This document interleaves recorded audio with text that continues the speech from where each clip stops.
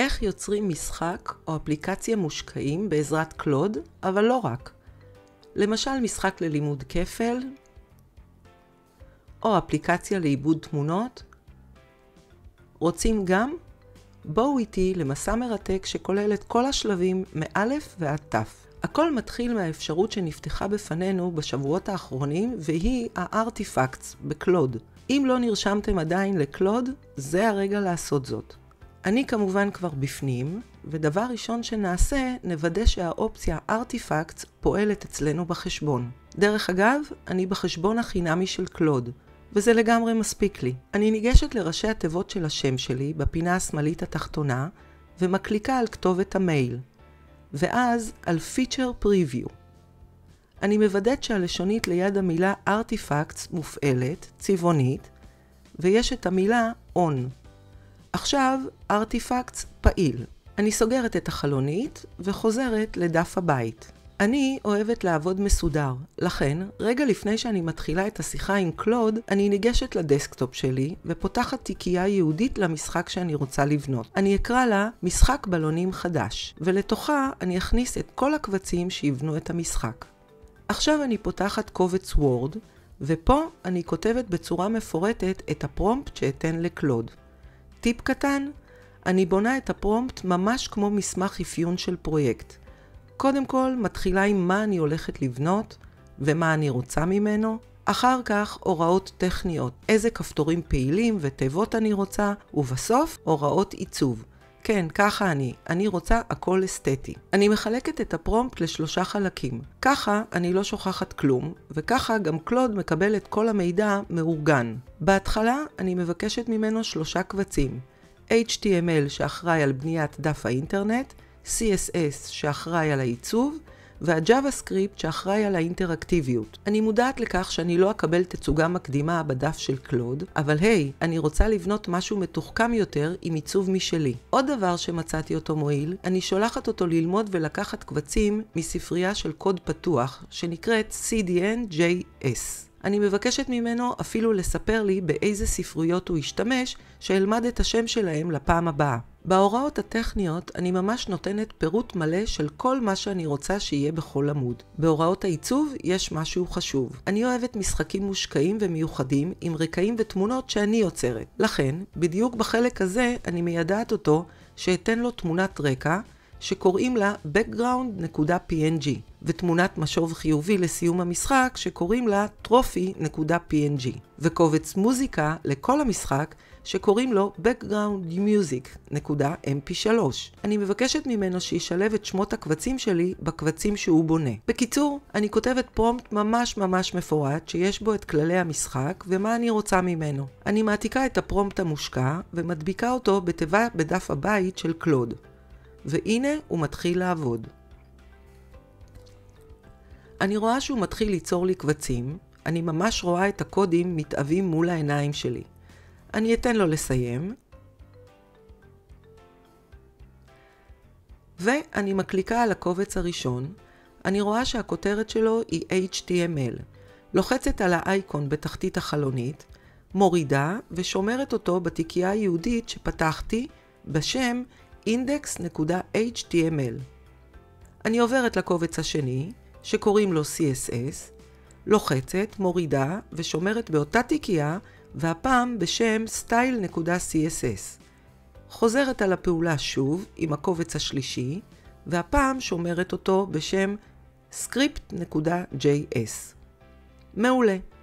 לעת עתה סיימנו עם קלוד. עכשיו לחלק העיצובי. אני ניגשת לקנווה ויוצרת 2 תמונות. האחת לרקע המשחק והשנייה למשוב בסיומו. אני בחרתי ליצור כמובן באמצעות המג'יק מדיה של קנווה את איינשטיין עם בלונים צבעוניים, ולתמונת המשוב יצרתי תמונה דומה אבל עם גביע. אני שומרת את התמונות ומורידה אותן כקובץ PNG ושומרת בתיקייה שפתחנו.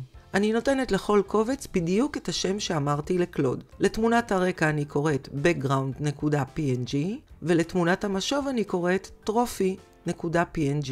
עכשיו למוזיקה. אני ניגשת לסונו ויוצרת לי קובץ קול שמתאים למשחק מחשב. דרך אגב, בתיאור הסרטון צירפתי סרטון הדרכה לשימוש בסונו. יצרתי רק קובץ מוזיקה ללא מילים, וההנחיה הייתה A Groovy Electronic Upbeat Kids Music. כשאני מרוצה מהתוצאה, אני מורידה את הקובץ, ושומרת גם אותו בשם שהתקנתי את קלוד, backgroundmusic.mp3.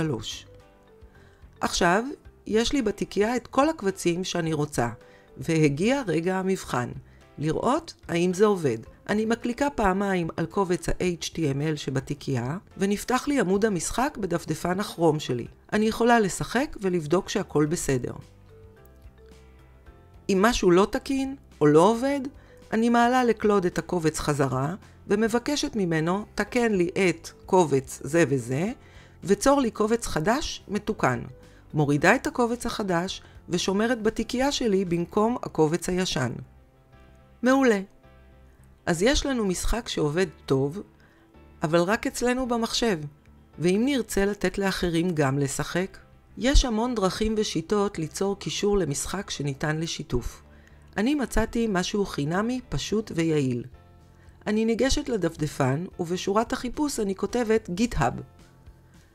בוחרת באפשרות הראשונה, לוחצת על Sign Up. אני כותבת את כתובת המייל שלי. אני מתבקשת ליצור סיסמה ושם משתמש. עכשיו מופיעה לי קפצ'ה לוודא שאני לא רובוט. אני מתבקשת לעדכן מספר טלפון לקבלת קוד, בדיוק כמו בקלוד. אני מקבלת קוד ומעדכנת. ועכשיו אני ניגשת למייל שלי לעשות וריפיקציה.